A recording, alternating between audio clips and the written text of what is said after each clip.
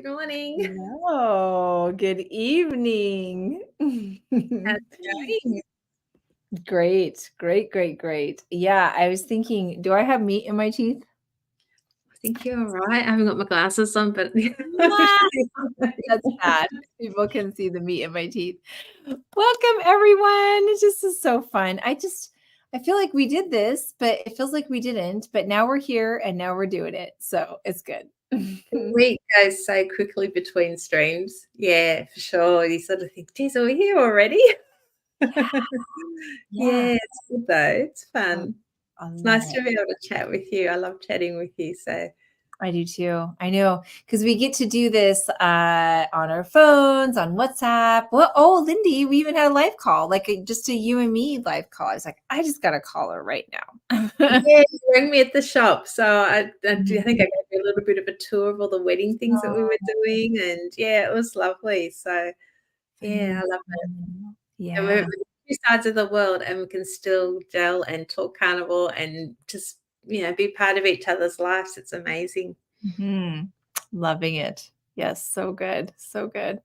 Wow. Well, we'll be open for questions. I know things have been just, hit and miss a little bit as far as actually being able to pop in and have our guests. And it's just so exciting. We're just kind of starting this whole thing, but I'm excited about different guests that we have coming up and topics and, definitely keep us posted on what topics you guys want. So, Yeah, for sure. And thanks for joining. There's a few friendly faces here. Hi, Mhm. Wendy. So Deb, Carol, Huzia. Hi. Mhm. So yeah, lots of familiar faces. Good to have everyone here. Love it. So our topic today, tips for staying motivated on the carnivore diet. Love it. We just think about like what is that? What's our why? What do we continue to keep the same things in? And I think about like the big structures that we have, and then how long we've been doing it, and how it's kind of like a go-to. At this point, this is just like I don't really have another option. I don't look at foods and they don't even seem like food, the other things out there.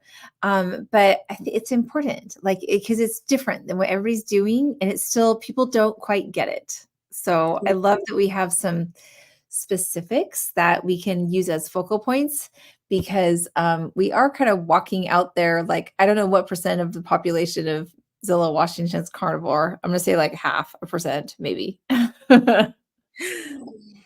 Definitely not many Aussies in the carnivore community, or none that I've come across. I don't know any real life carnivores like in Melbourne or anything. I've seen like a few in the groups and that, but I haven't actually sort of met anybody that's fully carnivore. So then it's, I guess, different for everyone. I've come from a very extreme background, 350 plus kilos, which is around 750, 800 pounds. My why was obviously here. I want to be here for my daughters, but also I don't want to spiral back and lose the freedom that I've gained since losing the weight that I have.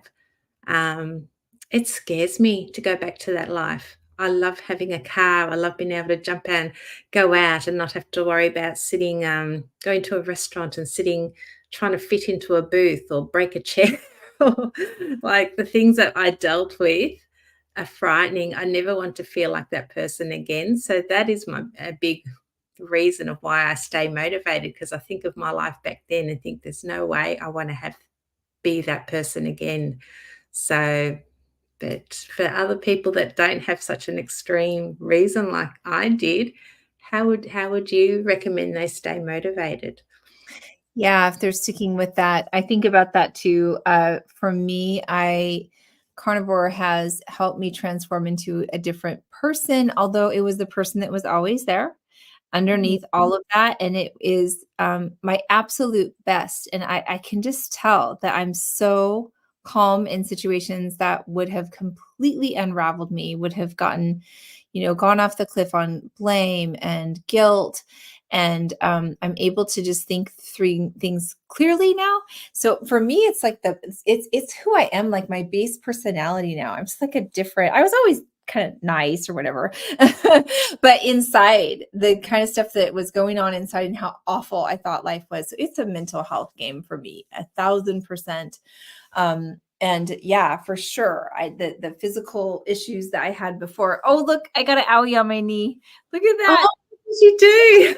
I'm gonna get a happy healing. I hope you didn't do that on the rebounder. I know. My rebounding has been suffering lately for sure. Yeah. So I don't know. It's like everyday things come to mind, like even the healing, when we get wounds and stuff, we get such better, everything's, handling that process so much better being carnivore.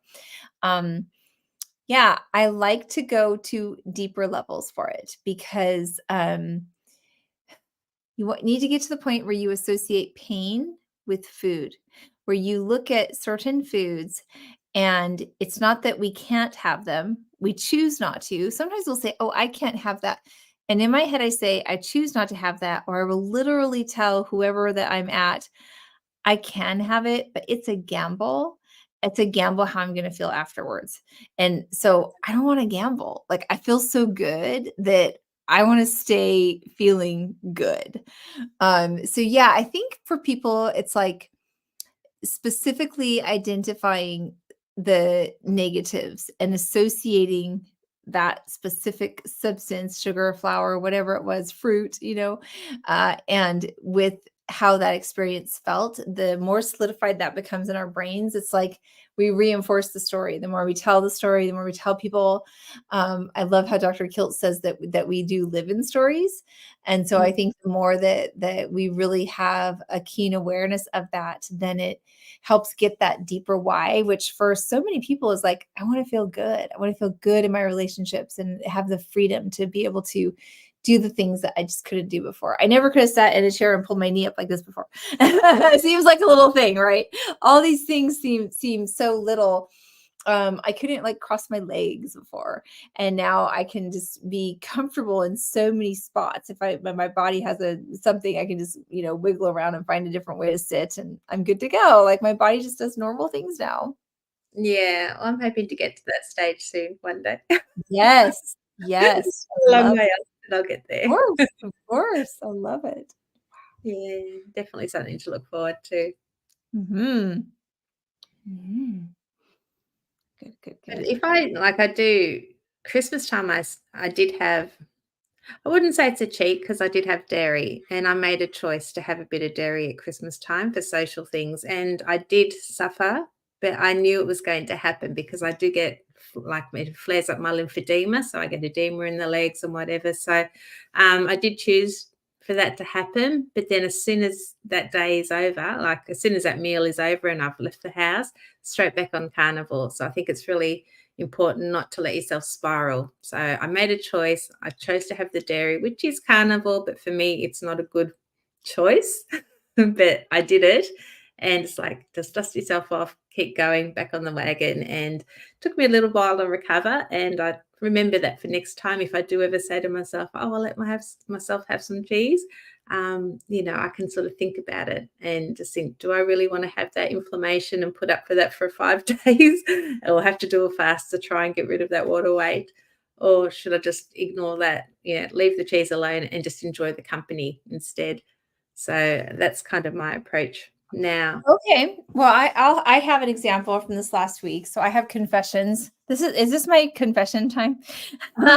Yes, go for it. I was out with friends and now I'm going to show off my boo-boo because then everybody can see next week it's going to be completely healed. And yeah, we were just listening to music because it was a band and we've got this trip to Austin coming up or whatever.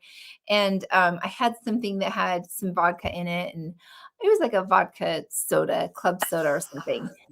And so I felt it the next day. But how I approach that is I remember this thing, it's called a Ribeye Rescue. So for me, I've always got ribeyes already sealed up, ready to go, frozen to air fryer. And it's just a conscious, almost like a recovery mode to get me back to feeling myself. Because I knew, like you said, it was going to take a day. Yeah. So I had 3 of these that had some vodka in them. So I was absolutely feeling it because I never, ever, ever have anything. And that would have been something from potato. That potato was trying to kill me, Lindy. Oh, Yeah. And so I'm curious to see how that's all going to go because it did take me until so my Ribeye Rescue started, and I started with beef, getting back to that, and it did take me until Sunday afternoon to start feeling like Emily again.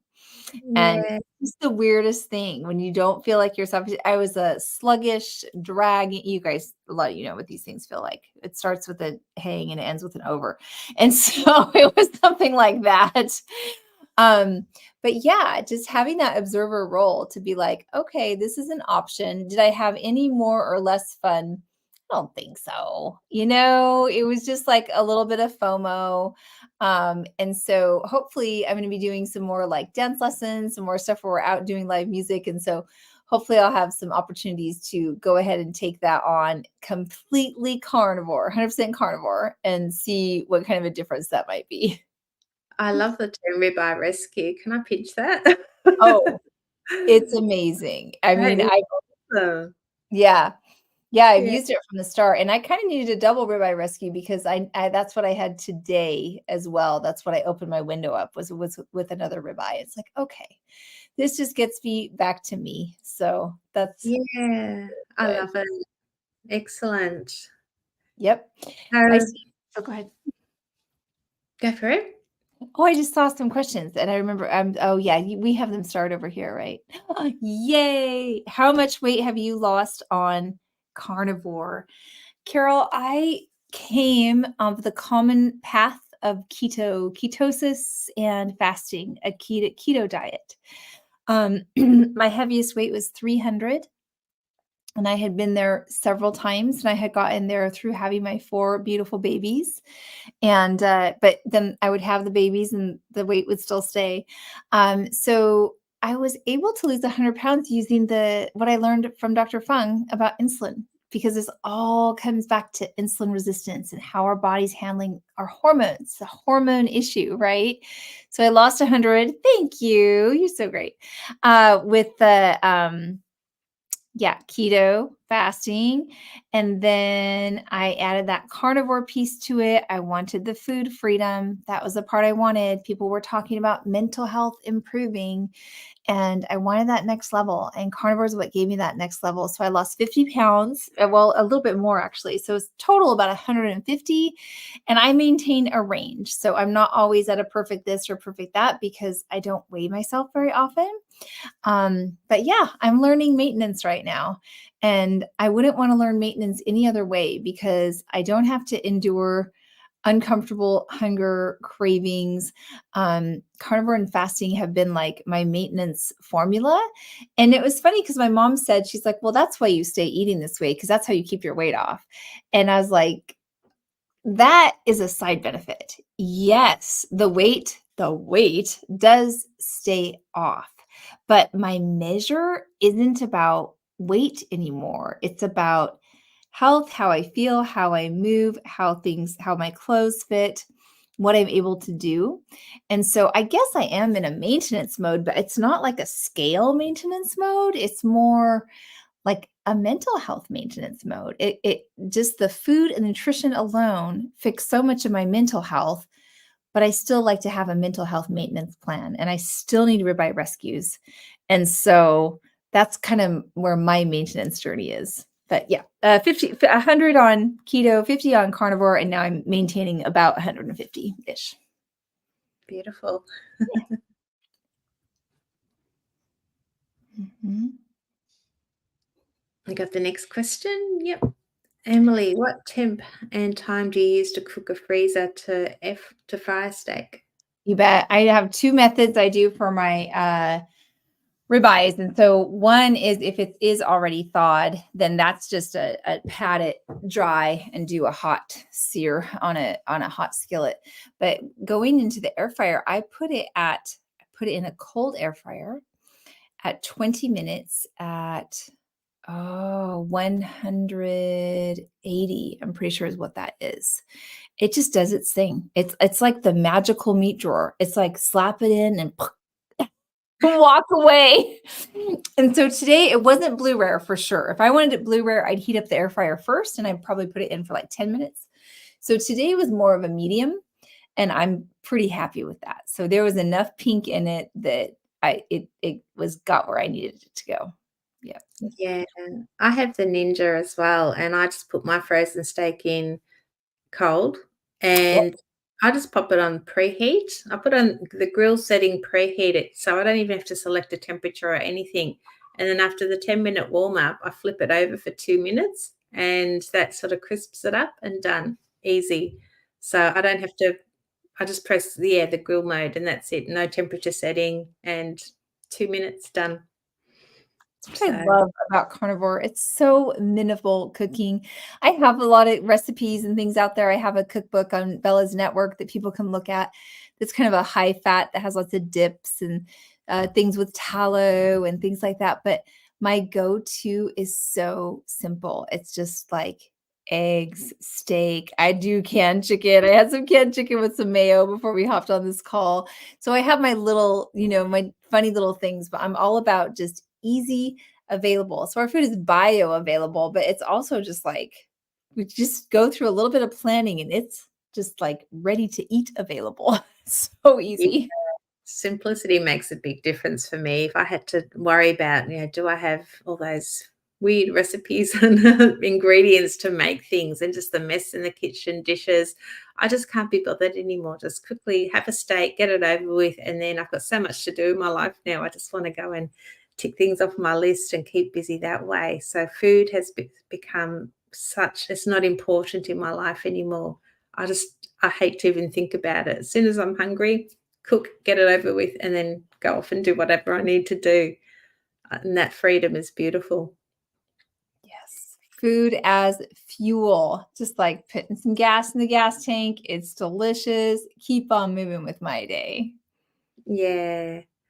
So another thing to keep you motivated is those non-scale victories, no matter how small they are, like those little victories, like being able to do your toenails or just walking from the hall to, one room to another and not being puffed out and getting out. I mean, things like that. I mean, they're huge victories for me. Probably things that most other people take for granted. Going to walking along and having to step up over a curb, like I couldn't do that without having to hold my husband to prop me up. I can now just, get up and do steps normally, that kind of stuff. For me, that was a huge motivator as well, just all those little wins. I love that. I love reflecting on it.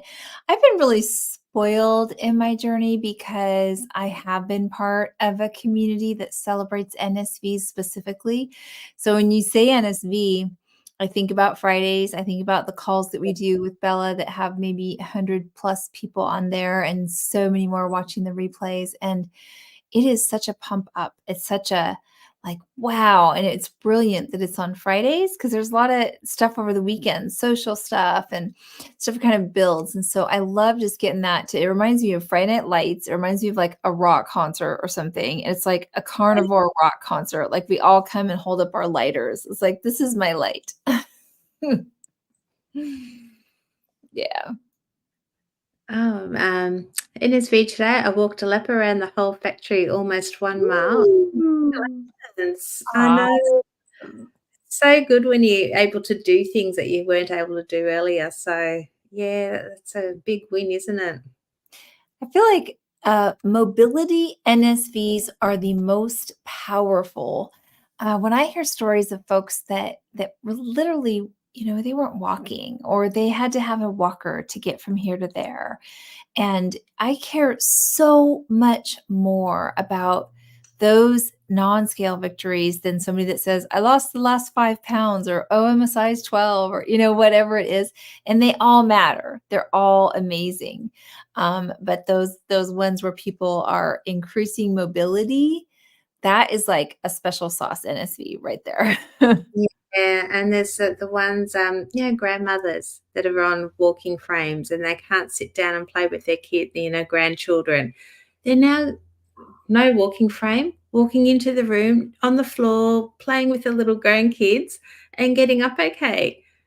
That is my dream. Like, I am gonna Yes. be if hopefully one day I'll be a grandma, I'm gonna be one of Yes. those ones that are getting on the floor, having playing at the park with my grandkids and not being sort of stuck on a chair, and it's like, oh, that is a huge dream of mine, and that makes me so happy to see people are changing their lives. They're throwing those walking carts away and, no pills and just getting their lives back. I And feel here they like are, they're supposed to be getting old and supposed to be pain and mm, going backwards, and they're getting younger and getting mhm, their lives back. mhm. It's used to be a given, and I felt like garbage before I started my fasting and keto journey. I was 46 and I was starting to have like weird heart symptoms, shortness of breath, couldn't get around, stuff that, I was literally like, am I going to be one of those cardiac cases? And they say that for women, that's like a number one killer in their 40s and 50s. And Yeah. I could just like, I didn't go to the doctor because I was scared of the doctor. But I could just tell stuff was brewing. Something was not right in my body. And I thought that was normal. And so to get this second lease on life, and I just have like this image of like everybody that we know that's gone without a walker. And I just have this image of them like tossing them to the side and like grabbing a steak. I know, it's awesome, isn't it? Yeah. Yeah. Phenomenal. I saw somebody just commented, who's your carnivore, about being able to sit on the rides. That was a big moment for me. Summer of 2021 at the fair, and just being able to sit next to my kid, go on these goofy little rides, and have full confidence to have my picture taken as well. I wasn't hiding from the camera anymore. I was like, yep, go ahead, take my picture. Like, I'm good to go. I So haven't tried the rides. I actually said to my daughter, because we were talking about Texas, I was like, "Oh, what do you wanna do?" And we kind of thought it'd be nice to go to one of those places where they've got a mechanical bull, because isn't that where they do those things in Texas? they had My one of those at the bar I was at, where I have Oh, my little vodka, whatever. Yeah, they had one. It wasn't out, it was, like, in the back. I don't think I'd be jumping on a mechanical bull in front of people, but would you do it? And she's like, "Yeah, I'll do it." I'm like, "Well, I have to see that. I wanna do that." So we're gonna Todd? add that to Is that the who's gonna list. do it? No, my daughter. Oh, you So I wonder, Todd, are you in there? Maybe we can get him to do it too with his cowboy hat and off we go. I think that'd be awesome to see, go to one of those mechanical bulls and just, I'd have a ball just watching it. I'll be sitting there filming everybody. okay. Okay, okay. Yeah, so we'll have to add that to our thing. But yeah, I Oh. don't think I'd be able to get on it, but definitely something to do. Yeah. Mm. We have a question from Jamie. This question is for you both. Uh, with so much info and influencers out there about carnivore, what do you think is the one best thing that you have learned in your individual journey? Oh, geez. You are right. There are a lot of influencers out there, and everyone has their own way. And I don't think it's a one size fits all approach. I think you need to do your own research. You can try the different things that they suggest, but everybody's body works differently, and you just need to find what works for you. That's, yeah, it's probably not the answer you want to hear. And that's something when I started coaching with Raymond and Emily, I was like, how many grams of protein should I have? How many grams of fat? I needed specifics so I could weigh everything. And they're like, just relax. Don't worry about that. Just be consistent. Eat your meat. Eat until you're comfortably stuffed. We can worry about all that sort of later on when you're getting towards a stall or you go a weight and then you're sort of struggling. Then you can worry about grams of fat, grams of protein, fasting and exercise and adding all those things. They're tools that we can use. So we don't have to worry about those. And that was very difficult for me to get into my head, because I was like, fat makes you fat, and had all these things going through my head from what I was taught earlier. It wasn't until I actually let all of that go and trusted the process and trusted what my coach has said that I just felt like a weight was lifted from my shoulders, and I was able to concentrate on my NSVs and setting some little goals for myself. And things were happening, things were moving, my body was changing. I noticed my clothes were getting looser, Mm. and I celebrated that and not worried about the numbers. So for Mm. me, that's what I would say. Everyone has valid points, but you need to find what's going to work for you, and that you treat yourself like a guinea pig. Try these things and don't do 2 days and think, oh, it didn't work, and go move on to the next. You need to give yourself a good 3, 6 months or whatever, and try different things. But Emily, let's hear what you have to say. Oh, I love the experimentation that you're talking about. And this journey is sort of an N equals one.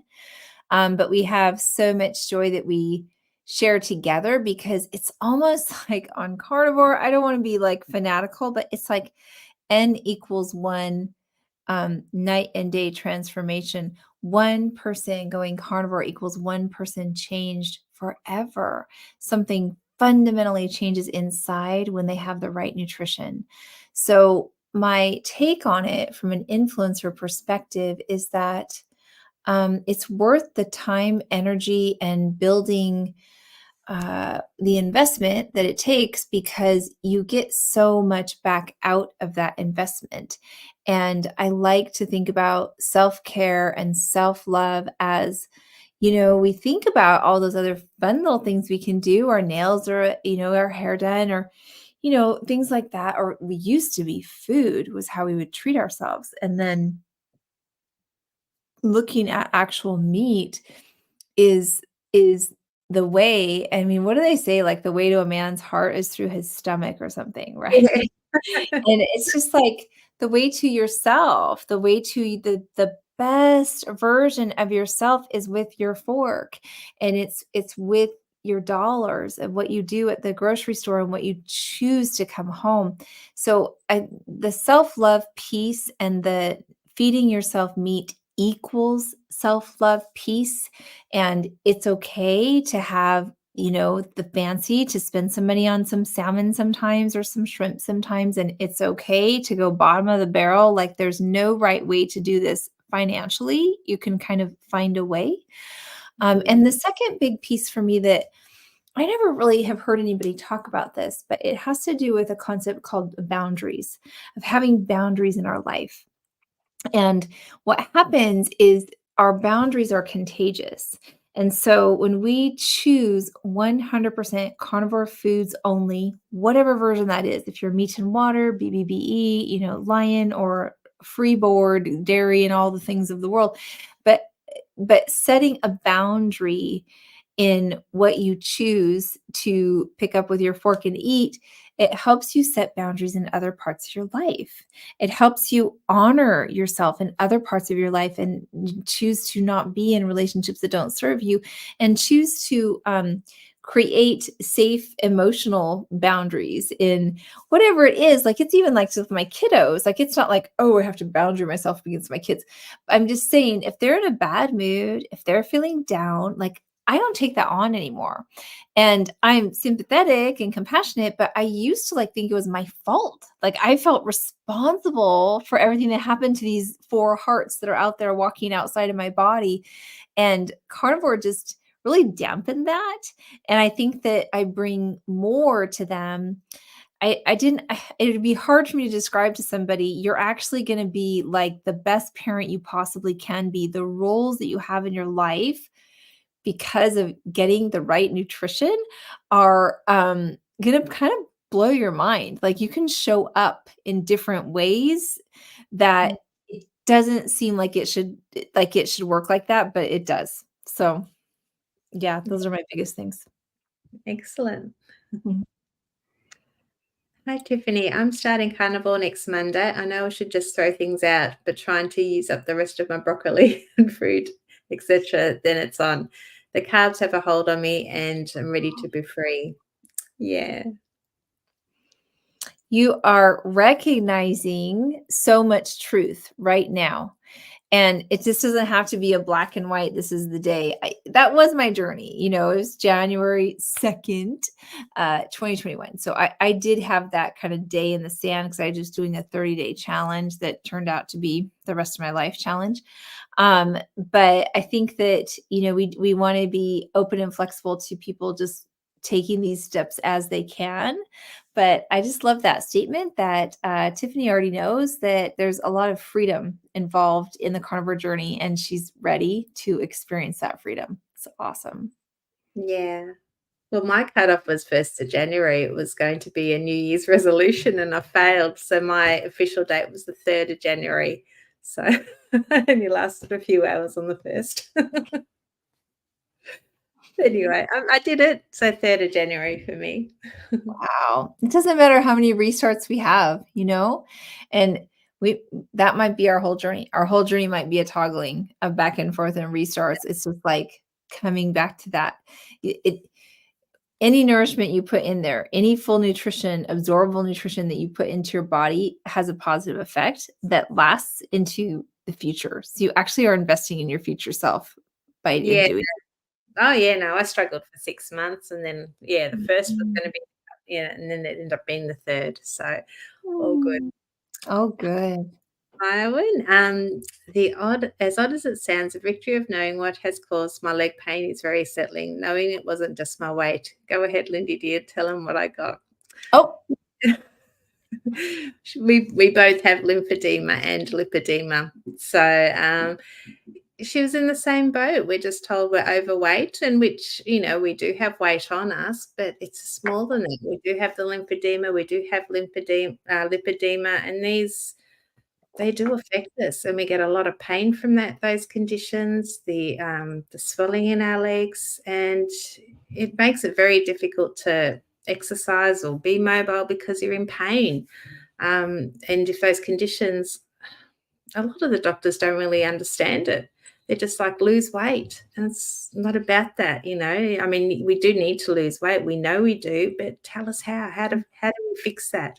And this is what the trap that we've all been under is we don't know how to lose weight. We've tried every diet. They're not working. I've actually gone ahead and had left band surgery and I failed that too. So you just feel like such a failure. Carnivore has actually helped me with my both conditions. I don't have the lipedema pain that I used to. The edema is going.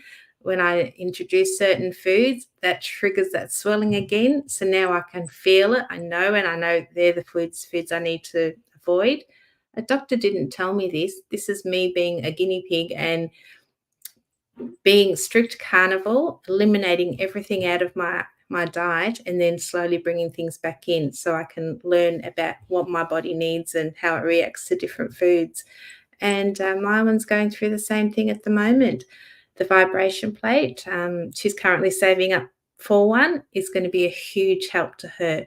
That helps move that lymph around the body just like a little pump, I guess. That helps me. I had mine under my desk. I still have it for 3 years, and I still put it on every day. Mine's broken. It does make a lot of noise. It scares my birds, but I need it. The rebounding is also something that helps, and that's something that she's going to be looking at later in her journey. But there's lots that we can do for that, and diet is such a big win on that. So yeah, but I she's love doing. Well, and I love the vibration plates and the rebounders, and I love the mirror neurons that we get from seeing each other doing this. And so I'll just, we're going to shout this out throughout the live too, is that we do have a really awesome Facebook group called Meat Sisters. It's just so much fun in there. And it's just, contribute as much as you can, or if you want to just watch and enjoy. But we have members that are really getting into the rebounding and that will be on there. And we have a Jumpin' for June challenge that, it's just helping us to make things fun. Like, isn't it just so much better to be doing things together? So I love Yeah. that. And like for me at the start of my journey, I was a lurker. I lurked for a long time before I actually came out and put a camera on or just, made contact with anybody. And that's okay too. But just being in the community and watching and learning as you go, that's a really big help. And especially when you don't have the support outside of like in real life with your family, when your friends and people are always jumping on you about you're going to get scurvy and where's your fiber and you need the color of the rainbow on your plate. You're going to have a heart attack. Like you can just quieten those noises by being in a community and listening to all the positive, the comments, the testimonials, and listening to people's stories. It really keeps you on track. That alone keeps you motivated too. So yeah. It's a big one. Ooh, Tiffany, thanks so much. I've lost 185 on a non-carnivore diet. Yeah, I hear that. Recently started gaining weight back due to going on carbs. So it's time to stop this before it gets out of hand. I relate to that. I know fasting wasn't enough for me. Fasting and keto wasn't enough for me. I didn't know what to do when I wasn't in the fast. So when I was in the fast, I was doing great. I understood. I believed everything that Jen Stevens and Dr. Fung wrote. But I didn't have a way to keep it under control when I was on my eat days. I know fasting just would have been one of those, like, dang it would have been another one, race to the bottom and then coming all the way back up. So I was so thankful that I found that at the end of my journey, because that was my finisher for sure. And what got me to a spot that I don't fear the regain. I don't think that I'm going to be a super heavy person again and have to deal with everything that I was dealing with during that time. Yeah. Mhm. My husband, he used to say, I'd be so good all week. And Sunday night he'd say, you've been great all week. Let's have a snack. And I'm like, you need a treat. I'm like, yeah, okay, that's fine. And then that starts to spiral again. Until one night I said, no, I don't need that treat. I've been good all week. I'm going to stick with it and be Mm. and do something else that I enjoy, but not going to reward myself with food. And I had to Mhm. basically change those habits and change him at the same time. It's like, no, I don't need a treat. This is my life we're talking about, and I can't afford to keep falling off the wagon because you or I want a treat.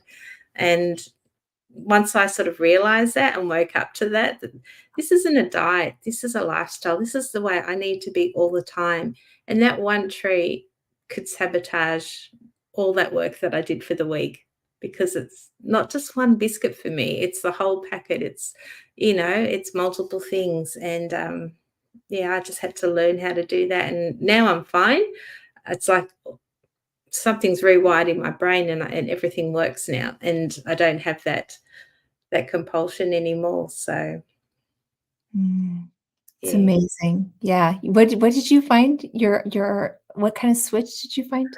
Off Yeah. Yeah, I'd never give up my off switch. It's priceless. Yeah. And a lot of people are born with one. I obviously wasn't born with an off switch. So all my life I struggled, didn't even know there was such a thing as an off switch. So now that I have it at 50, 52 years old, I now have an off switch, and I can see when people say moderate, I'm like, okay, I can do that now. I couldn't do that for 50 years. Mhm. I was literally felt like I was broken. Why can other people moderate? Why can they do all this stuff? It just didn't exist for me. So, It's such yeah, a different world when you don't want to binge, when you don't want the poisonous food. It's yeah, then using your willpower and thinking forever, for the rest of my life, I'm gonna have to use willpower to do this, and I'm gonna have to do hard things and push myself harder so I train my brain the right way. And it's like, okay, carnivore foods and community, those already train my brain. My brain doesn't need, I don't have to apply and like read affirmations, and not that I mind that. Those are really fun just in life in general.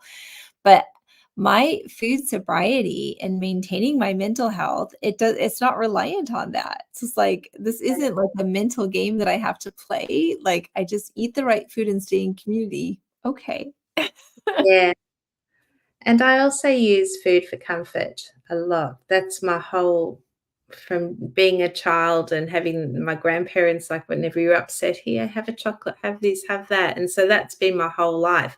I've had a lot of things going on in my life, and even now, I'm still going through a lot of things with my daughter's, health, and just lost my puppy and, lots of things. And so I've been very emotional, and I have not jumped off the carnivore train. I have been very focused, and it's like, yeah, I'm not using food for comfort anymore. I'm trying to be kind to myself. I'm trying to rest and sleep because I know how important it is not to get into bad habits, and be kind to myself, soaking in a bath or just doing things that I enjoy. But food is no longer my escape, my reward, nothing. It's like I don't even think about it. If I'm hungry, I eat, turn off, and then off I go. So it's not like a tool that I use anymore to make myself feel better or You know what it's almost like I hear, like, I know you talk about the off switch with food and cravings and things like this, and it's kind of given you a lot of power with emotional states and mood states. And it's not like you shut them off, but it slips into neutral zones Mm, where you choose to do appropriate things now. It's gotten you to where you're steered towards healthy choices or nothing at all, or take a nap. And like, that's a fundamental change, because what happens emotionally is react. Do we react or do yeah. you respond? What I hear right now is that, like, you are more like you respond, you don't react when you've got like big life stuff swirling around you. Yeah. Mhm. So cool. Lindy from Melissa, how much fat are we eating per day? Oh, I've increased my fat because, as I mentioned earlier, I was restricting for the first year and a half of my journey. I restricted fat, thinking it was bad for me, and Yeah. it resulted in hair loss. I have lost so much hair. My hair was so much thicker, so much healthier. I had a lot of dry skin. Um, and yeah, it just didn't feel optimal. So increasing the fat, my hair has finally stopped falling out. I'm sleeping a lot better. And how much do I have? I'm still playing. Um, I am currently I'm having problems eating a lot of meat because of my restriction and all the stress I'm going through. Everything kind of gets stuck. So I've been having more high fat. I have like the Meat and Marriage, Annalise, have introduced me to like an egg coolada. So what it is, it's 4 to 6 egg yolks in like I use a NutriBullet. Just pop the yolks, no whites, and then I add a tablespoon of tallow and a tablespoon of butter, and top it up with hot water, a little bit of salt, and then I blitz it, and it's almost like a custard, and it's a nice heavy Mhm. drink. And I have it, the water has to be, I have it hot, so I boil the kettle, just let it cool down slightly, and pop that in. That helps And the fats emulsify with the hot yeah, water. Mhm. exactly, and Mhm. it's just so smooth. It's almost like a milkshake or whatever, but it's not sweet. There's no sweeteners in it, but it is, to me, it is very sweet, and it almost feels like you're drinking like a warm custard. So it's really Mhm. comforting, and I'll have one at nighttime before bed because it's nice and fatty. I know Dr. Bright talks about having fat at night to help you sleep. So that's a nice fatty drink. And sometimes I'll have one in the morning, and that's how I'm sort of surviving at the moment because I'm struggling to eat anything, any meat at the moment. So the fatty sort of egg drink. I've been doing a lot of research on eggs. Dr. Berg, Dr. Berry, Dr. Westman have all got egg videos. And I think you gave me a comment too, Emily, saying there was a lady who lived predominantly on eggs. She lived to 117. She was in And the comments on a Dr. Berg video. Mhm. yeah, and I thought, well, this is good. I'm going to do this for a little while until I can get over this stress and start to eat meat again. So that's Mm. what I'm doing this week. And then I'll try eating meat again next week. Can So you chill the coladas, and will they firm up like a custard if you pour them in little cups or something? that's something I want to play with because I do love custard. I think you just have to use less water, but that's what I normally do is I make it at night and then pop it in the fridge and have it cold the next morning. But with Mm. winter, I actually enjoy because it's pretty cool here now. I actually enjoy having a warm drink. So having that the last 2 nights I've had that as a warm drink and I loved it. But before that, definitely chilled. So it's a nice summer drink and it fills you up and it's Mhm. refreshing. And if you want a light meal, you don't want to have anything heavy like a steak or, your beef Yeah. or anything. It's a perfect meal just to have before bed, and I sleep like a baby. So Wow, it's the sleep secret. It's Annalise's egg yolk colada. yeah, we're going to do a video. We're just trying to match up our time. We'll do a live video of ourselves making it. So as soon as I can hook up a time, we'll promote What that a do you little do bit. with the whites? Well, I just put them down the sink. That's what I Yeah, did when I was doing when I was writing my cookbook that has egg yolk, everything, egg yolk muffin, pancakes, waffles, whatever made out of egg yolk. yeah. Just It a lot feels of white went wasteful. bye-bye. Yeah, the first couple I did make with the egg yolks and whites in it, and then I heard that the whites can actually something called avidin or something, which holds onto the biotin in your body, so you can become deficient or something. So it wasn't very good. Yep. Egg whites that are cooked are okay, but because they're not fully cooked, they're a little bit raw. I wasn't sure. They Yeah, fought for something. They caused a little nutrition storm in the body. So yeah, so I thought, okay, it will stick just with the egg yolks. So yeah, I don't know if there might be recipes out there for egg whites, but I don't like to make too many recipes or try different things. So it's just easy. Like it does feel wasteful, but this is my health and I don't want to have any deficiencies by using them. It's like I know I've got that's where my the grandmother's nutrition. up there, she was like, she'd kiss a piece of burnt toast and she wouldn't eat it. Like she'd eat it, but she wouldn't put it in the bin if it was burnt. Like she would just, she'd pick the chicken off the bones. She was like, don't waste anything.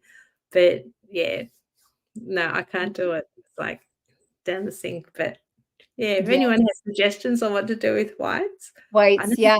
I have a recipe that I developed for it's actually croissants in that cookbook, and it was just kind of one of those recipes that you use. I think I used cream of tartar and whipped it up and all that, but I dropped little butter things back into it so it was fatty.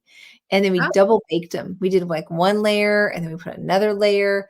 But there, if anybody wants to get my cookbook on Bella's Network, I included a video because it's just like, okay, you need to watch a video to do these. So that's what I was doing with my whites until I was just like, okay, I'm tired of making these little croissanty thingies, and yeah, we're just off they go. I saw this yeah. question about tracking, and because we had another question about how much fat, and I was going to say, from my perspective, I always tend to crave fatty meats and cook with butter and things like that. But I have started lately on the butter munching, and so I do have the little in my fridge, just in a thing, a Kerrygold. I'll just take some bites here and there. And so I don't use a tracker, but a lot of my friends will use a carb manager or chronometer is ones that I've seen a lot of folks use. And I think that if you wanted to track, I couldn't think of an easier diet to track with because we tend to eat the same foods over and over and over. And then I would just say that I haven't needed to, and that is part of my freedom is to not track. But I coach a lot of clients, and some of my clients love that. And so I think it is kind of fun to dig in there and go, oh, how did this make you feel? And how did that make you feel as a data point? So yeah, I would look into Carb Manager or Chronometer for that. And I'm probably eating how much fat per day? I would say probably 150 grams if I had to put a wag at it. And a lot of that's coming in butter bites lately, just an actual literally biting off the block of butter. Oh, okay. Todd Mhm. actually introduced me to one called Lose It. I think that's a little Oh, orange one. So I haven't actually nice. put it on my phone, but I haven't even looked at it. But I was thinking I might just see what these egg colladas are like in there and just track maybe the week's worth of food and see how I'm going. But yeah, basically just to because I like a guinea pig myself, just seeing what's going on and what the scale's doing, and then I can tweak things.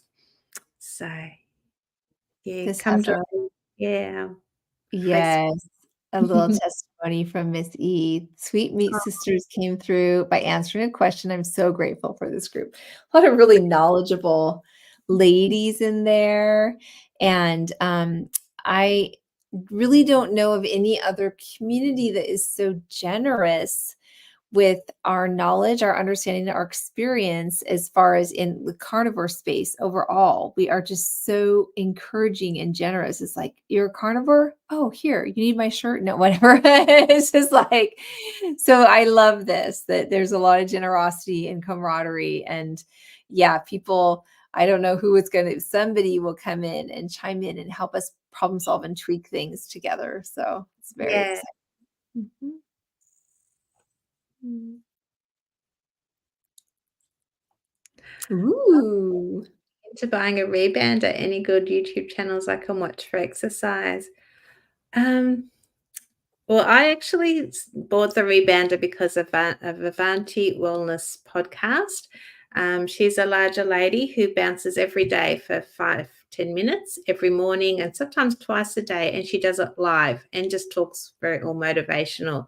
So being a larger person, I wanted to make sure that I could actually do the exercises before I bought it. So I looked on her station, her channel for a couple of weeks before I actually invested in one. But then if you want to get further on, there's I Jump Instead, which is, you know, the Lycra ladies, and they do all sorts of different workouts and lymphatic things. But yeah, you just YouTube it. There's so many channels out there for sure. And just go, yeah, start slow. You can overdo it if you haven't used those muscles in a long time. It can be, you don't think it's going to hurt you, but you do feel the burn in your muscles and stuff. So start slow and yeah, enjoy it. It's a lot of fun. I have mine in my box. I ordered the one that Annalise uses Yeah, because it was a really entry level price point for the things that are out there. So it's in yeah, the box still. Guilty. yeah. And I do recommend getting a handle. I didn't get one and I regret it because there's a lot of the moves. If you watch in our little group, Annalise, she's a little rock star on it, and she's got the little handle and she's doing stretches and this and that, and she's just so cool. I regret not buying that handle now because I sort of have to hold onto the wall or balance myself. And then I've always got a bird on my shoulder. He loves it. So I bounce away and he's on my shoulder bouncing. And if I'm trying to film and I need the handle to hold on to as well. Yeah, quite funny. Would compression socks help with the pain? They sure help me with mine. I get terrible swelling in my ankles if I don't wear them. Unfortunately, they didn't come in my size. My legs were huge, being so overweight. Compression would just my legs were very swollen, but I also had creases in them because of the swelling, because I was so large. Yeah, so it just restricted and cut off my circulation. So it actually made things worse for me.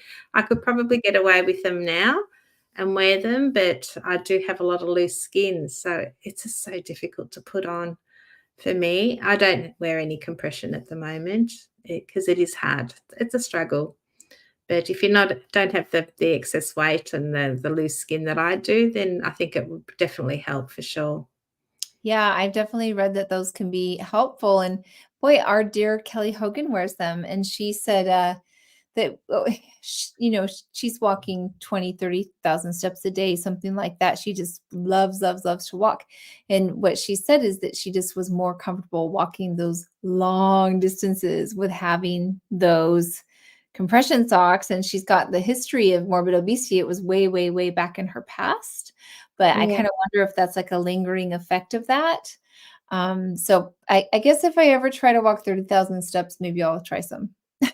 Yeah, well, I don't think there's a cure for lymphedema or lipedema. So they're for life, and just increasing your exercise can flare up the edema. So you do get a lot of swelling.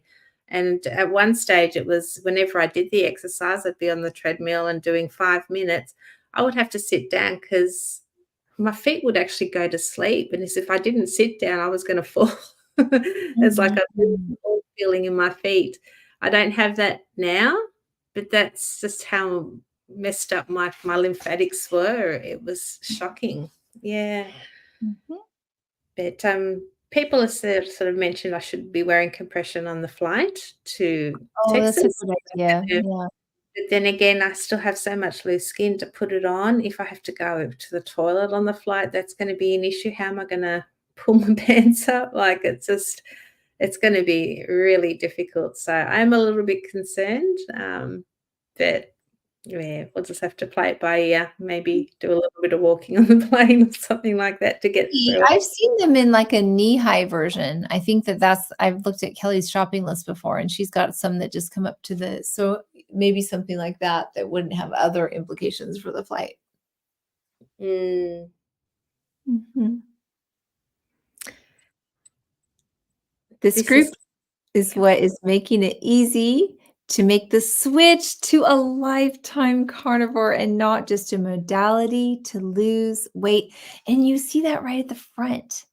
That's what's yeah, so wild is that people everybody says lifestyle or I was a lifetime member in Weight Watchers or we all talk that jargon, but there's something about when you find that food and that's all the food you want because it changes for me it changes the food that I want. I don't want the other stuff, and so it really I'm not just talking this up of a lifetime. Like, yep, this is what I want for my life. yeah, yeah.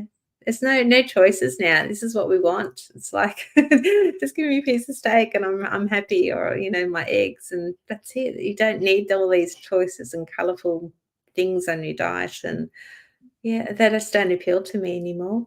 But Mhm. definitely that I attribute most of my success to being in a community. If not for community, meeting the beautiful Emily and Raymond, it would have been a struggle, and Mhm. they were able to get me over that hump, that hurdle. Once you get over that hurdle, things are so much easier and everything just falls to place. But you got to get over that hurdle, and it's hard work. It is very hard work to get to that stage and Yep. support community. I had coaching. I needed the extra coaching to be able to do that, and it's so easy now. I've learned so much about Mhm. how it works, and keeping in the community just keeps me motivated and wanting to.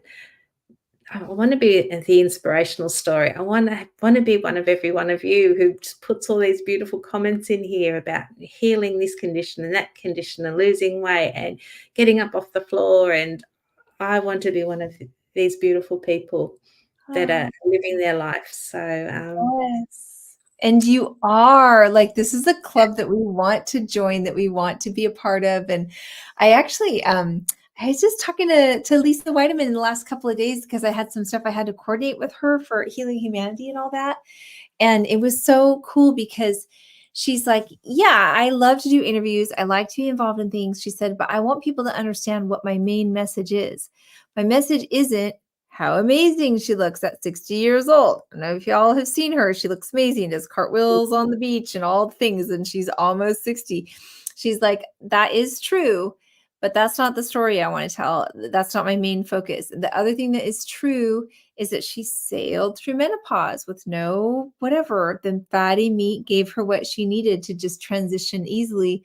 But what she wants to talk about is how hard it is to walk the sobriety walk and how much the community means. And I definitely heard her say that like community is the opposite of addiction. And uh, what is that? I mean, what other like lifestyle can you actually find lifelong friends and people who you just can connect with, even though you're like thousands of miles away? Like, I think it's kind of unique. And it was just really phenomenal that she had all those healing stories and she's appreciative for those and she likes to share those and all the eye health of the world that happens when you're, zero carb and things like that. But her thing is the community. And I'm just like, I said, well, it worked pretty well for you and I, didn't it? And she's about 15 years in and I'm about 3.5 years in. I'm like, it's working. Yeah. yeah, absolutely. Mhm, mhm. Oh, carnivore protein shake.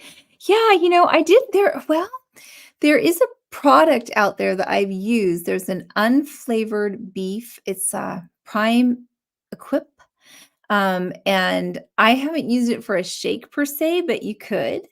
I've played around with some recipes with it. So I'll mix it with tallow and what else do I put in there? Pork rinds. And I'm always, they're silly. They taste a little bit like a protein bar. So it's not my favorite thing, but they are 100% carnivore. So yeah, I would look at, I've seen several products. I tend to stay away from stuff that has sweeteners or extra flavors. That's just going to get me on the keto road. If it has that stuff in it, I'm going to treat it like a keto treat, and I'm going to check my brain out, and all of a sudden I'm going to be thinking about food and not like the things I want to think about in my life. Yeah. But I kind of love what you're doing with your colada, egg yolks, some tallow, some butter, some hot water. There's a nice protein carnivore shake. That would be the favorite shake I've heard of so far. That's all natural. There's no crap in Yeah. it. Yeah, you made it yourself, and so simple. A minute and it's done. Well, okay, let me see if I can share the recipe if I got it. 4 to 6 yolks, a tablespoon of butter, tablespoon of tallow. Now you have to tell me how much hot water. Well, I have the NutriBullet cup, so I just put it up to the max line. But if you Oh, that's wanted to, a lot of water. Like maybe okay, yeah, and I great. drink the whole thing. Yeah, and it's got to be either warm or hot. Probably Okay. not really hot bowl, but I cool it down a little bit, and that just dissolves all the fat in there. And I whisk it. The longer you whisk it, the frothier it gets. So be careful when you open it because it can explode. But geez, it tastes good. And Annalise, she does occasionally pop like a shake of cinnamon or a little dob of vanilla bean paste, but the Sure. tiniest amount. And I did try it with the vanilla bean paste once. Like it was seriously one little drop. And wow, the smell, it was just divine. It was really, it just felt like a real treat meal. And it didn't trigger me, which I thought was unreal, but it's not something I want to do every day. But for a treat, why not? Yeah, it is beautiful. Did it remind you of like an eggnog at all? That's kind of what it sounds like. It smells so good. Yeah, it was lovely. Mm. I'm featuring our compliments from my friend IQ. Listening to PhDs talking about the PhD. Aw, tell Dr. Barry that. We'll see if we can get on his radar. Lovely. Oh, I'll tackle this one of where can we get your cookbook? Yeah, so you'll want to join our free network on the Mighty Networks with Bella. It's in all of Bella's profiles. And then we can also email her at sbgchallenge.com. Is that right? Did I get it, Lindy? I need to know this. You can tell I'm a real big marketer here. And then you need to be on a desktop, and you can look at on the left hand. Raymond and I wrote a fasting workshop, Chisel, and then I wrote that cookbook a couple of years ago. And so yeah, that's where it is, $12.99, and then you can just print them out or whatever. They're just on Bella's website with Mighty Networks. So it's a fun one. I think Michael's dropped it in the chat for us as well. Of course he did. Whatever. Just ask. He does everything. He's amazing. Yeah. Baking Butter has a recipe for egg pudding. Oh, heck yeah. So I do Bella's egg pudding, and I make it with yolks only because it's higher fat like that. And so it's just equal parts. However much yolks we weigh out, then you measure out the same amount of water, and you mix it and you steam it. I do it in my countertop steamer. And yes, I'm showing you all with my hands. And I just pop it in this little dish, and I put some water and plug it in, and it just like beeps at me when it's done. And it's so fatty, but it can also be a fat carrier. If you're really wanting that benefits from the high fat, you can use that and put some more butter on it. It's so good. Yeah, I've tried making it once, but I don't have one of those steamers. I just did it in the yeah, like Bella did it, but that was too much for me. But then when I saw your recipe book, you actually had a link to, I think it was the Dash steamer. Oh, good job. Yes, indeed. Yep. Yes, I need to get one of these. I haven't bought one yet, but I definitely love to do that custard, but I need to have the machine because that was easy. And I love the machine. Yeah. So you could just do it. That's looked easy to me, but doing the pot and all that kind of stuff and the hot plates, no, it didn't. Exactly. You don't They're want to like, go through that much work. yeah. Yes. Do Yes. you have, I was looking at them, do you have just the single dash or the double where you can do like I'm gonna 12? get the double. So right now I have the single, and in my carnivore food, I go through phases where like I went through a hard-boiled egg kick. I would say the last year I've been eating like 6 hard-boiled eggs every day. Just and so I'm just making them, and then I stopped. I haven't had a hard-boiled egg in 3 months. And Right. so and so it probably will depend on when my next phase comes around. I get obsessed with the egg pudding or the whatever, and I'm going to invest in a double one. Absolutely. But right now I just have this. Okay. Good to know because I was watching the ketogenic woman. She just finished an egg fast and she had all her recipes on there and she had the double dash. I'm like, I think maybe I need to buy the double. Yeah, because my husband likes his hard boiled eggs as well. So if I just made it for myself, I'd lose all my eggs. So I think, yeah, definitely the way to go. I'll have to look Wow. into it. So Anita, I forgot her last name, but I don't think I'm gonna go. There's a very slight chance I might pop out to this big carnivore meetup that Scott Everson's doing, and he has like so many cool people there: Sean Baker, Michelle Hearn, Courtney Luda, and I was like something. He was asking me about KetoCon. What was the most exciting part for me when I went to KetoCon a year ago? It's now called Hack Your Health. So my biggest moments were meeting YouTubers that I didn't know were going to be there. So I met Indigo Neely was there and Anita, ketogenic woman. I just like saw her walking by and I was like, oh, I'm just like she kind of knew who I was, kind of, but it took a minute. And so that was just really fun. I'm so excited to see who that's going to happen like within Austin, because it's just like, I know them. I've been watching them. I feel like they're a movie star. Like I've been watching them on my TV. I'm going to feel like that when I meet you. You So and Bella and Raymond and Amy and yeah, Todd.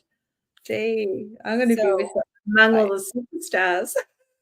Oh well, I think you're the star. Oh, yeah. Let's see. The Equip protein powder, and I don't know what to mix it with. I like mixing it with tallow, butter, pork rinds. Boom. So let me think about what I make carnivore cookies when I do that, all that stuff together. And they're very chewy. And so I'll do like the powder and the pork rinds. I mix those up first. And then I'll drizzle some butter over it and maybe mix in some tallow. So it's kind of similar to what you're doing: egg yolk, butter, tallow. Do we see the pattern here, everybody? Take your mystery ingredient and add to it butter and tallow and see what happens. And like if you did it with the hot water, it would be like a bone broth, would it? Yeah. Yeah, I think so. Yeah, it Yeah. depends on if you're talking the flavored or what you're talking, but I put it in coffee before. I learned this from Linda Salant because for people that are wanting to try the lean approach, which nothing wrong with that.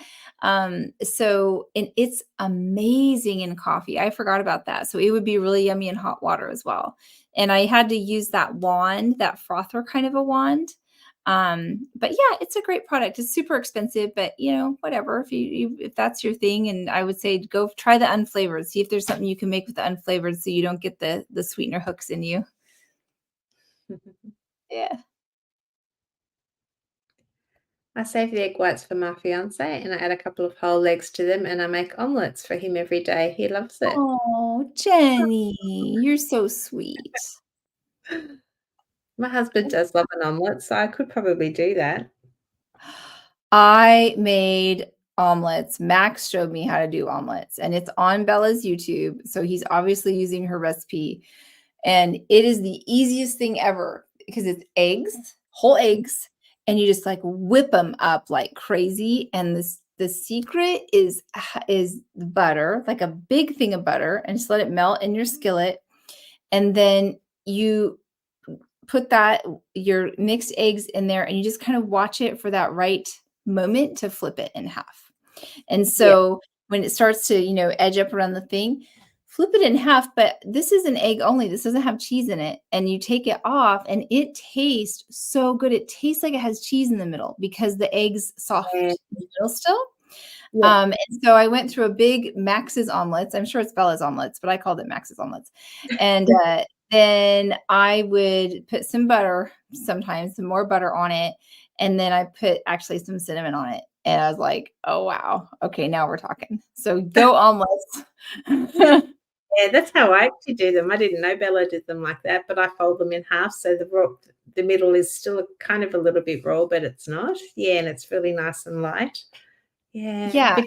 Sometimes I do like to put cheese in it for my husband, or you could put some bacon bits if you have some bacon or some ground beef. Just throw it in there, then flip it over for something a bit different. Delicious. And Yeah. it's so good. And I actually like it as a leftover. I was eating them the next morning, sprinkle some cinnamon on it. They're like, what are you eating? Like, no, trust me. This is good. I don't know. Pam, hello everyone. I am late. I restarted carnivore again today. I am a huge Diet Pepsi drinker and I cut it down to 2 today. Yes. Drank my water 64 ounces. I am proud of today. I'm proud of you, Pam. Oh my goodness. This is a huge win. Good. Mhm. Mhm. I had that Diet Pepsi situation going on, Diet Coke, Diet Dr. Pepper, and butter kind of helped me get out of the ditch with that. But I like how she's being conscious with the water and just kind of crowding it out of there and getting something else in. And maybe just, I love how you celebrated that win today. And so carnivore is the win, and we'll get that little all these little ticky tack stuff. We can just kind of take them one by one as we go. So awesome. Cool. Did you all see the Dave Mack interview with Anthony, who has lost 500 pounds to 235? No, I haven't seen it. No. Okay. I'm wondering if it's there's a really cool story that's out there that Emily Penton had, and it seems like Carrie had a guy with red hair. I noticed. I'm not sure if it was that same one, but I think his name was Nick. oh, gotcha. Okay. Yeah, I think this is a different one. Wow. Mm. Well, Todd always says, he says, listen, I am the face of the future. His experience when he was, very, very sick at a young age and had, lots of obesity at a young age, and people treat that like that's some kind of anomaly or, whatever. And he's like, this is how it's going. Look around. This is how it's going. And I love this story because this Anthony who lost 500 pounds. I'm assuming this is on carnivore. And like, this is the story. Like, you're the story, Lindy. Like, Anthony's the story. And it's just like, wow, we're finally at a place in history where we have a way out. And shame on big food and big pharma and, uneducated whatever that we got to a spot or whatever the spot that we did. But it's just like, wow, I love that I'm part of the story of getting out of all of that. And so are you, and so is Anthony. So exciting. Yeah, and it's sad to go out now because I see a lot of people out there who are larger than me now, Of and I'm course. like, I was there, like I was much larger than that, and I see them eating things that they buy, and I'm just like, I'm free from all of that.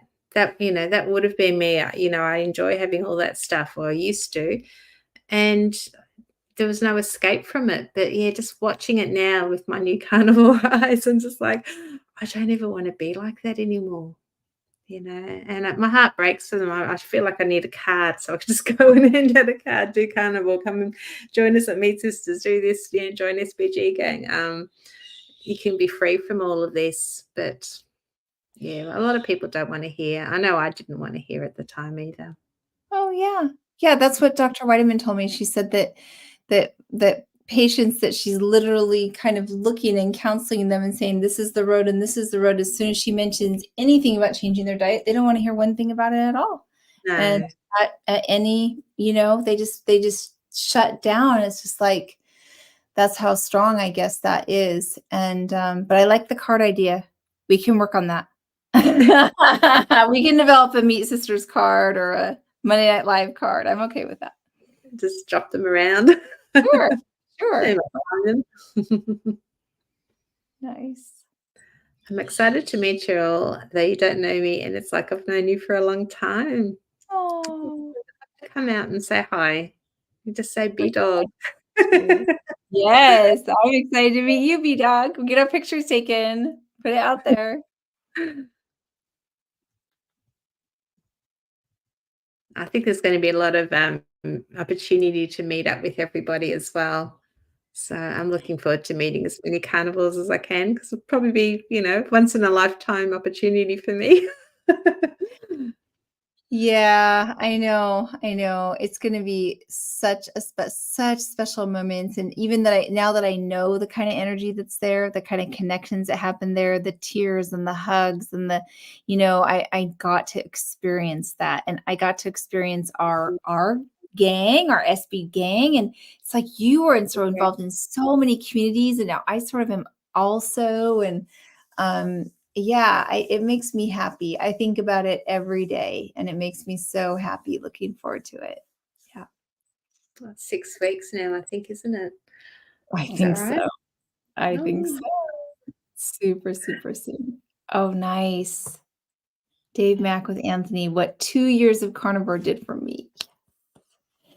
I was going to hit some of our more bullets here, Lindy, too. If we're looking for, we came up with the powerful tips, and I feel like we organically have covered a lot of them.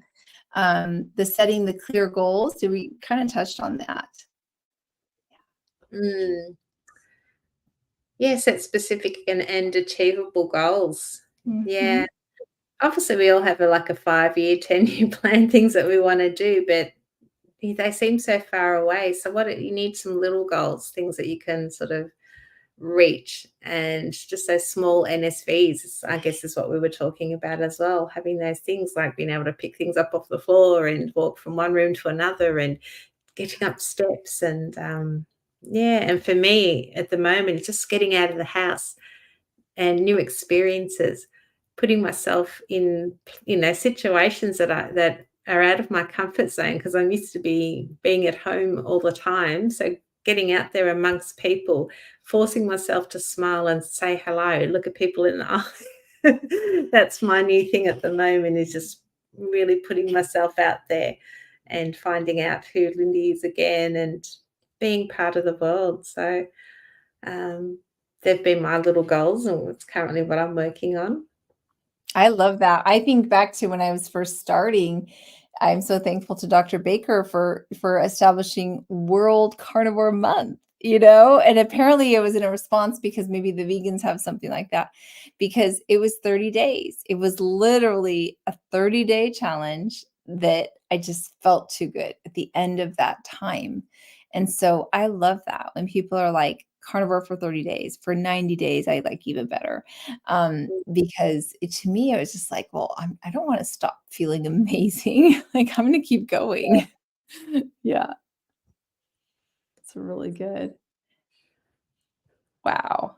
So the stay educated part, stay informed about the carnivore diet, including its principles, benefits, and scientific evidence, and recommending reliable sources.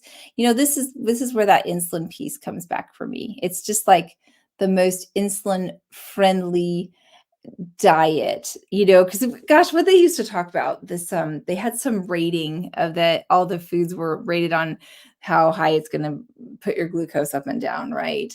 And but this is like, okay, what about foods with 0 carbohydrates? What does that do as far as triggering, insulin? And I was just like, wow. So that's when I think about that, I think, well, that's why it's the power combination with what we learned from Dr. Fung with fighting, kidney disease, and then going from fast to a 0 carbs. Like, wow, the science on that is outstanding.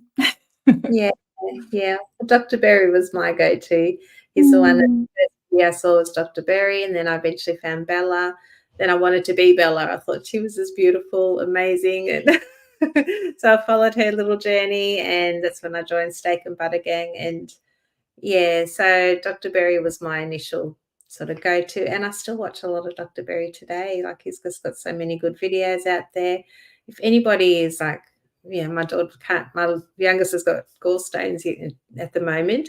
And I said, that's okay, we'll sit down, we'll watch Dr. Berry gallstones, and we've been watching his videos and said, look, you've got a choice. Yeah, there is surgery, but you can fix it with diet. So that's up to her now, whether she wants to try the diet approach or whether she wants surgery. Like, I can only guide her as a mum, give her the tools, and then she has to make the ultimate decision. And hope she goes the diet route. Yeah, it's just Dr. Berry all the way. Whenever someone says something's wrong, just Dr. Berry, the condition. We are so fortunate that we have that encyclopedia, and so fortunate that Nisha encouraged him to do it. That was her idea, was to start putting those videos out there. And what a power couple that they did that together. And now we have an everlasting digital encyclopedia, and from any medical competition, like complication you can think of, it's going to be on his channel somewhere. Yeah. Wow. Yeah, he's awesome for sure. Yes. Yeah, and I love Nisha. She's gorgeous as well. She's so cute. They're little babies. That's a cute carnivore family. I love some of the other points that we're going to talk about with the meal variety that goes along with finding your own way, and that my thing is beef, but if you're in a aversion and you want to have some salmon and chicken, it's like, we have so much variety. There's so many choices, really. There's probably, I don't know, 1,000 choices at least. Yeah, I used to just have porterhouse steak every day. It was just porterhouse steak and maybe some egg yolks. And then it got to the point where I can't have another porterhouse steak if I even think about it.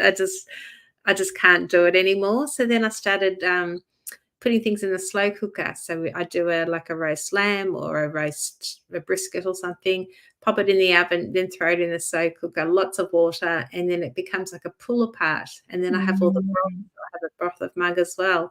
And that just got me off that steak aversion, and just preparing the meat in different ways was enough to just get past all of that. So, and now with this other thing where I can't physically eat at the moment, the eggs and having the egg drinks, that's going down for me. So you just have to adapt with situations and your life at the time. But there's plenty of choices, but that you can rotate and do different things. So I love that. Planning ahead, prepping and stocking up. Oh my. Okay, so we have a lot of freezers. We literally have purchased a freezer because of a meat sale before. Because this was a while back, but they had the ribeyes for $6.99 a pound. We literally bought another freezer so that we could fill it up and food saver it with the $6.99 ribeyes. We're still eating them. Yeah, we bought a freezer as well, because our big one here in the house, it's only got a little one at the bottom. So the main part is the fridge, which is always empty now, but we needed it back in the carb days. And there's a little box freezer at the bottom. And I wish I had bought the other way around, but back then I wasn't carnivore. So we ended up buying a stand-up freezer, which we've got in the garage. So I put my steaks in the little freezer, and my husband's got all his chicken out in the garage. So there you go.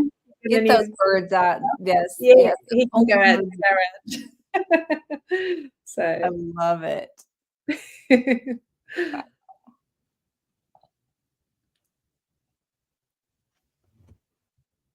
I love it. Grounding at the park almost every day, and quitting smoking again has been a good NSV for my stress levels. Oh, congratulations.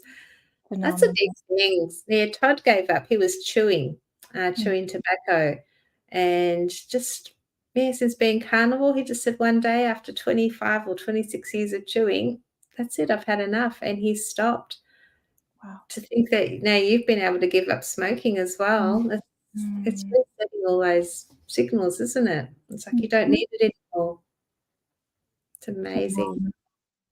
Yep, the body just kind of keeps on getting more pure. It's a big win. I'm afraid I'll mess up with lamb. What do you think is the best and easiest way to cook it? I just buy the big lamb roast. It has the bone in it, and then I like a leg of lamb. Throw it in the oven for about an hour, So it's all nice and crispy on the outside. And then I pop it in the slow cooker and I fill it up with water to maybe halfway or a little bit more. Like, depends how much of the broth that you want. And just cook it on high for 3 to 4 hours. And it just pulls apart. Wow. So delicious. Oh, you salt it as well, obviously. Lots of salt. But it's, Mm. yeah, just pull it all apart and then just have a big bowl of like a soupy pull apart lamb. And it goes down really easily. It's nice and warm on a day like today. It's definitely a comfort food for me. Yeah, I love it. Mm. Sometimes steak can be a little bit tough, or I don't know, you get that palate fatigue, I guess. Oh, Whereas, yeah. yeah, and it's just like I just can't be bothered chewing on a piece of steak or a piece of meat, or it's just this is just really good comfort food. Mm. Yeah. I love this. This was one of our points that we talked about our that we wanted to hit tonight. We said it was practicing self-compassion and being kind and patient and focusing on progress, not perfection. But I love how Deborah said it. Let's see. Oh, I'm trying. Oh, do I keep on doing that? Are we fighting each other? Both Be pressing buttons. kind. You are not being kind to me by you were unpressing my button that I was pressing. Yeah, be kind and love yourself while on the journey is as important. I agree completely. That's a It huge. is. Yeah, you Mhm. need to be kind to yourself. Life can be difficult. Things Yeah. happen, and a lot of the time you don't have control of what's happening around you. We Yeah. do have control of what we put in our mouths. Like, that's something that I'm very scared to let go of. I can just eat my carnivore foods. The rest of my life's going to happen. It's going to go up and down, but what I put in my mouth is something that I can control, and I don't want to lose that control ever and go back into that spiral land. So, yeah, definitely being kind. If I feel out of sorts, I treat myself to something that doesn't involve food. Have a nice hot Mhm. bath, nice soak in the bath, or even just a shower. Like, I don't really like baths. Have a shower, and I feel all nice and snug. Put my dressing gown on and cuddle up with Mm. my iPad and do a paint by number or something on my iPad. Um, Oh. that's just my time out, just chill time, and I love it. Mhm. And I Yeah. love that you're doing that, like, guilt-free. You're just like, "Yeah, I can just sit down and do something for pleasure." That Yeah, Mhm. Yeah. and it just relaxes you, and whatever's going on that's been frustrating you or annoying you, it eventually fades. So if you can just distract Mhm. yourself through those difficult times with something positive, it doesn't feel as bad. Love this. Okay, I think Lindy touched on it earlier that when you show yourself more love, then you start to rediscover yourself at a higher frequency where it's easier to let go of the habits that don't serve you. Mm. Well, you made me sandals. Did Ah, I? he's like that. He's so Yeah. generous. He has such a generous heart towards people. So that's incredible. You Mhm. do learn so much more about yourself. I am a completely different person. I'm more settled, happier. And I do still have my up and down moments. Like, it is really like, I just cry at the drop of a hat at the moment. So little things trigger Mhm. me. But then I just like relax, take a deep breath, and just, you know, I get back on. Like, I don't let it get me down anymore. Mhm.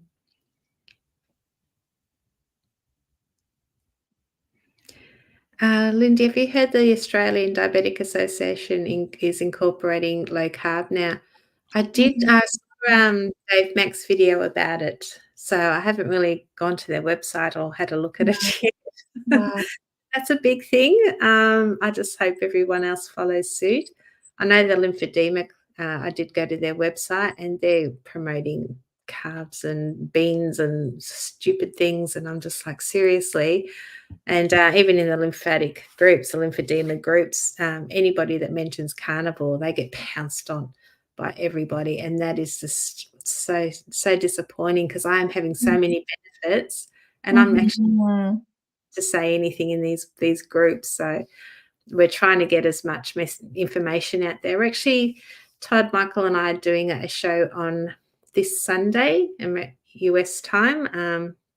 Maybe, yeah, we can put the link up. I think if you go to our page, you can click notify. I have to change the thumbnail, but we have a lymphatic specialist coming on board, and she's going to do a huge presentation, have lots of an open FAQ section as well, so we'll be able to Is it answer. the doctor that you told that maybe Adam had something with recently? Or? Yeah, from Carnivore Today interviewed her. Leslyn was her name. Nice, congrats.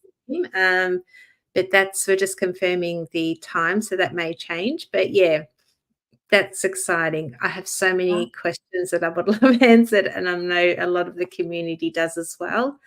You all three have dealt with that issue, right? So yeah, and all three of us have experienced so much, many benefits from being on carnivore. It has helped us so much, but it's not a cure. And it would be lovely to know what else we can do to help optimize and make things a little bit easier. So I know a lot of people are struggling, and like Maya, when that Carnivore Odyssey today, she didn't even know she had it. And after hearing my symptoms and just talking about what I was going through, she says, I think I've got it too. But she just thought it was because she was overweight. And then thinking back, she felt like her mother had it and her auntie had it, and it's been something that's in her family. And with me, my mother, she was always very large from the waist down, the large hips, the large, sort of hips and everything. And she was always on a diet. But up here, she was beautiful. Like she was very slender and very out of proportion. But I didn't even know what lymphedema or lipedema were back in those days.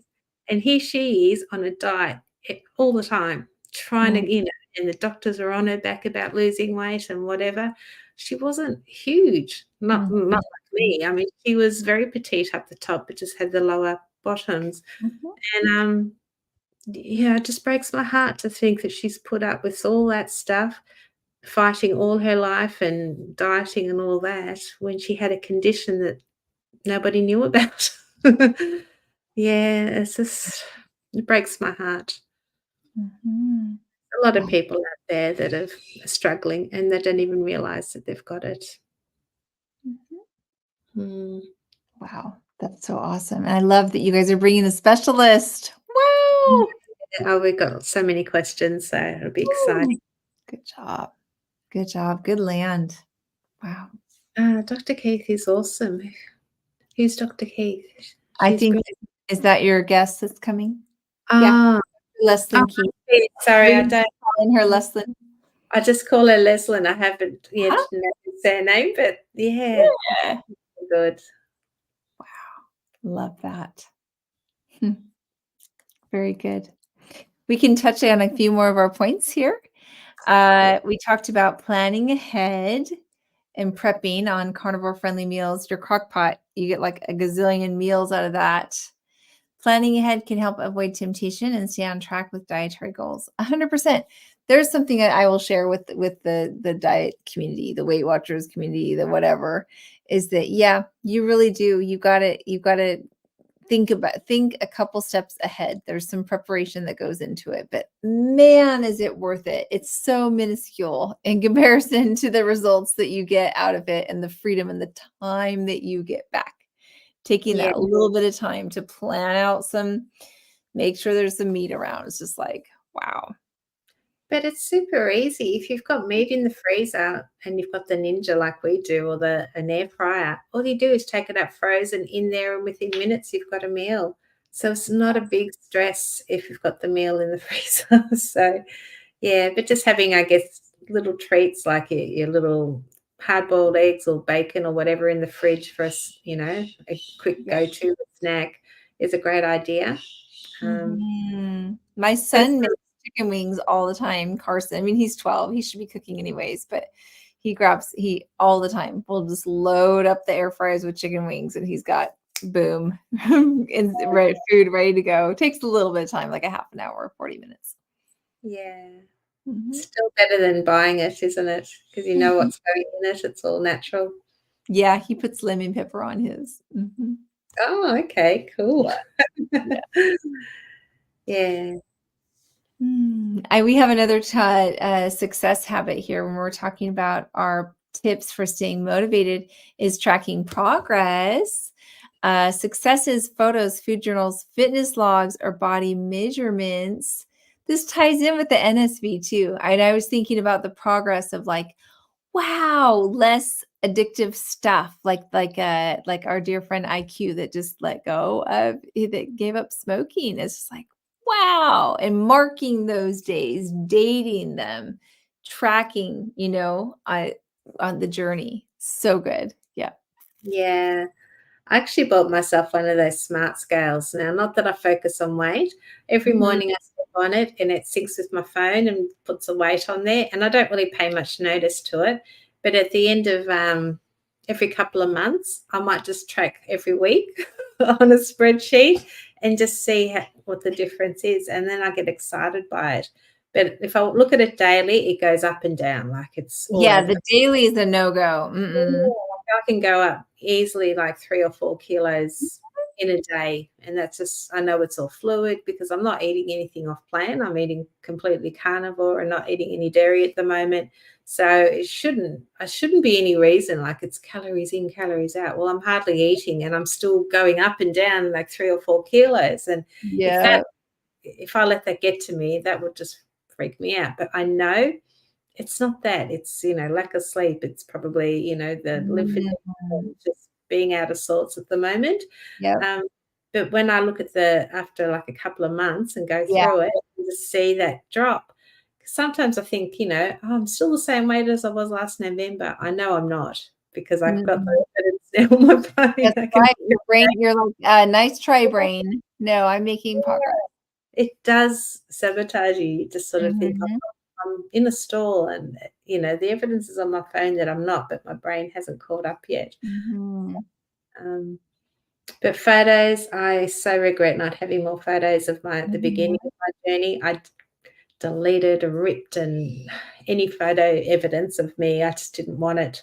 And now I'm like drastically asking everyone, do you have any photos of me? Can you send them my way? I want to have those photos because I want to go back and just look at those photos and say, I'm so proud of myself because Oh, I was there and look at how I've regained my life. And I want to yes. be able to show people my journey. Um, and I do regret not sharing my journey, but when I reached out to you, I didn't believe the carnival would work. Like this is my last Mhm. hope. This is my last desperate hope. I really didn't think it would work. Um, Wow. so I tried everything, and yeah, and when it did finally, started seeing improvements, I still didn't think I was ever going to reach my goal. Now I'm at the point where I can see the light. Yeah. I've still got a long way to go, but I'm happy and I'm not in any hurry. It's Yeah. happening at the same time. It's more, my focus is not on the weight loss anymore. It's more on the healing. I've still got, it's a bit of a dodgy hip and a few little things here and there, and the lipedema, which is all over the place.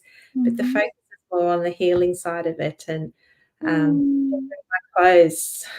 Just before I started carnival, my girls and I, we cleaned out my wardrobe, threw out Ooh. clothes because I said, I'm never going to fit in them anymore. So all Ah. my clothes got thrown out, Yeah. and now I regret it because carnival worked. And now I've got Oh, nothing in my wardrobe. yeah. It's skinnier clothes. Oh The my things I'm wearing gosh. would have fitted me now, but it's all Yeah, no gone. kidding. No kidding. Wow. Well, you just have to get some new things. It's not, you're Oh, just forced yeah. to. But, yeah, trust the process and don't throw away Mm. those smaller clothes because you'll fit Yeah. into them. Yeah, exactly. Well, it's like the unbelievable happens. We things that we could never imagine then Yeah. happen. Healing levels that we didn't think were possible, that we didn't really know was healing. We thought it was something else, but it's actually just healing. And then you get there, like, oh wow, it's like the bonus, like you weren't even planning and it's a bonus. Yeah. Mm, excellent. Mhm. So stay flexible, adapt your approach, listen Mhm. to your body. Flexibility is the key to long-term success. Yeah. So Mhm.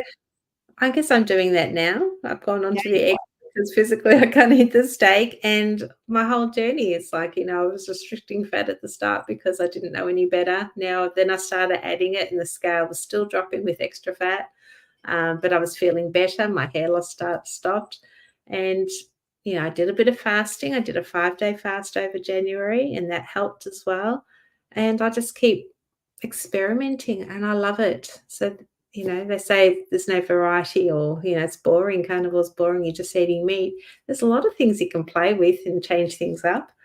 And they all, affect you differently. And I think it's fun playing with all Yeah, these I different feel the things. same way. I think in our community too, there's kind of different approaches. There's, hey, let's about tallow instead of butter. There's, yeah, I think there's endless possibilities of variety of things. And like to me, even though I'm in a slump with it, I just love the rebounder thing. Like that was just kind of new and happened out of nowhere. And then it feels really special and different when we're doing it together as meat sisters and as carnivores. Like, oh, you're a carnivore and you rebound. Like, okay. I'm kind of interested in the hooping thing. They're going to have that in Austin. They're going to have little clinics on hula hooping. Like, Oh, okay. Like, how much fun can we have exactly? What are we exactly allowed? okay. We've got a Wii. Do you know those old Wii consoles? Yeah. They've Yeah. got Yeah. like a Wii Fit, and there's a hula hoop one on there. And now that Whoa. I can actually stand on the Wii and play on it, because I used to have one back in the day, and I used to love it. But then I got too heavy for it because there's a weight limit, 150 Yeah. kilo weight limit.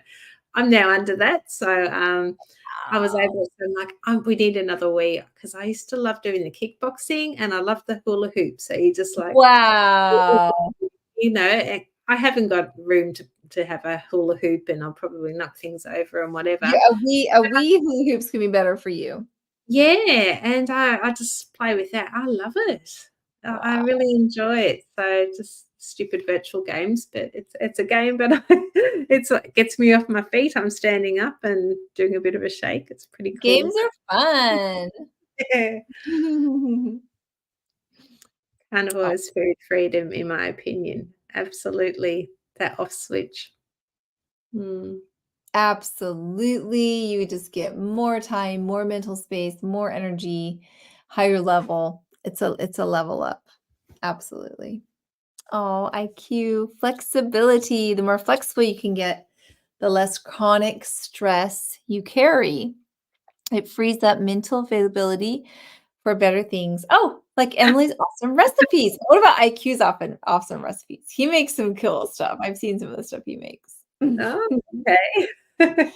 Yeah, B Dog's gonna go to the hula hoop class with us at Hack Your Health. We'll see. I don't remember which days or what, but Oh, that's yeah, what we'll have a look. see if it coordinates with our cold plunge and our DEXA scan. Doing a cold plunge, are you? Where are you doing that? I know that. I know it's going to be available. I haven't committed to it quite yet. Oh, is that at Happy Health, or? They usually do it. They usually have it right there. They have Oh, okay. saunas, cold plunge.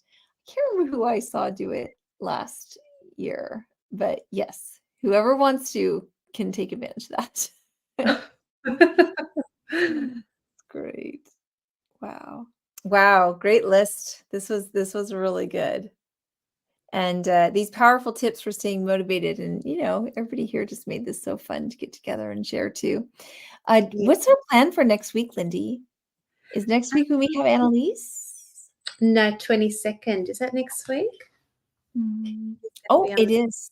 Oh, it is. Okay. Yep. She'll be on. So I'll talk to her. And she did mention it in a Marco Polo to me. So I'll definitely confirm that. We'll get that up soon.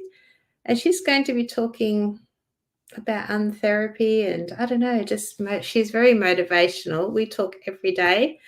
I'm not sure where in the US. She has told me a few times, and it doesn't sink in. So I'm going to have to find myself a map.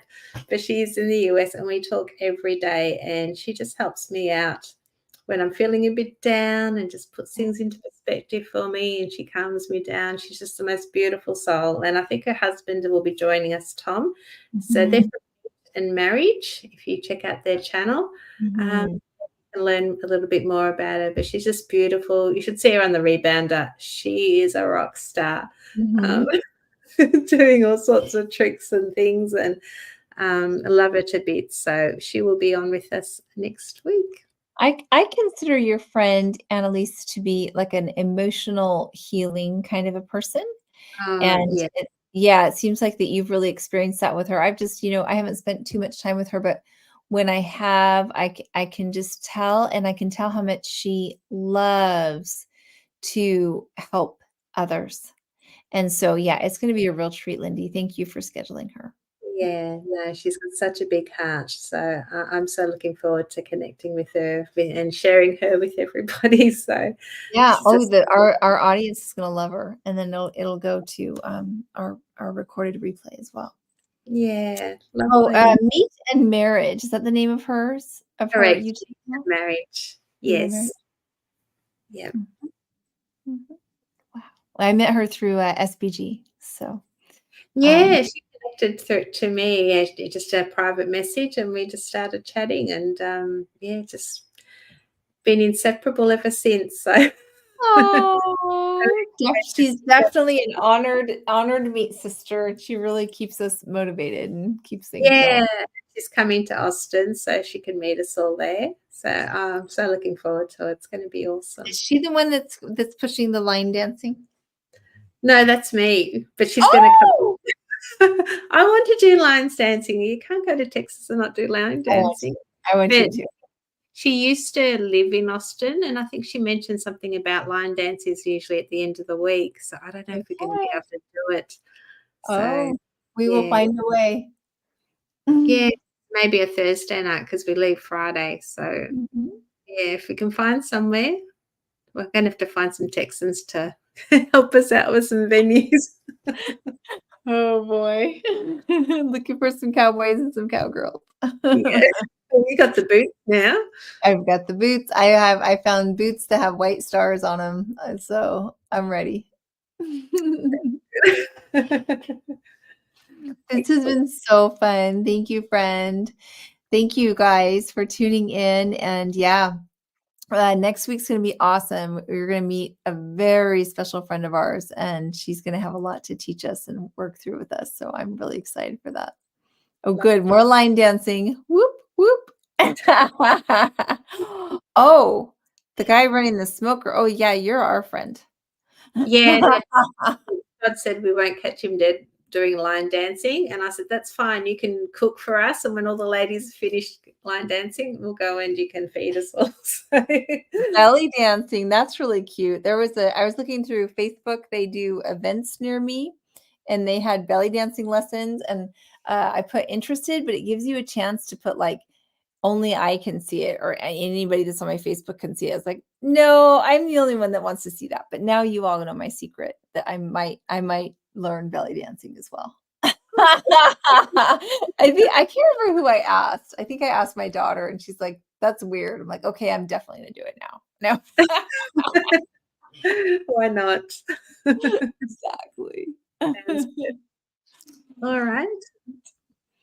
I think we're good. All L- right. Lovely, lovely, lovely time. And yeah, we'll see you in a week. Come on back. Okay. Come on back, y'all. Bye. Bye.